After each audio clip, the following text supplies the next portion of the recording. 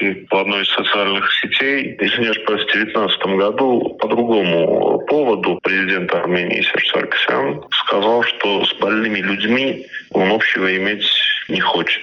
Я думаю, что то, что президент Саркисян сказал в 2019 году, полностью квалифицирует ту ситуацию, которая сейчас. Но кроме моего комментария, еще есть комментарий офиса президента Саркисяна. Все президенты доходчиво даже для Пашиняна объяснили свое решение. А дебатов как таковых и не нужно будет, если Пашинян наберется смелости и опубликует все пакеты по переговорному процессу относительно Нагорного Карабаха. В частности, не только, но в частности, включая пакет 2019 года, от которого он отказался.